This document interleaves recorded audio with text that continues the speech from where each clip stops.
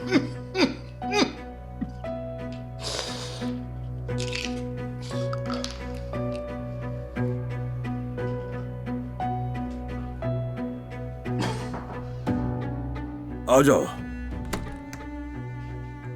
गुकान sir आए हैं।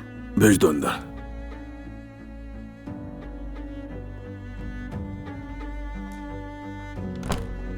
कैसे आप हमीद साहब? खुश आमदीद। बैठिए। उम्मीद है आपके पास अच्छी खबरें होंगी। इस मामले पर मैंने आज ही काम शुरू किया और कुछ पेशरफ भी हुई। लगता है दुरुस्त रास्ते पर हूं।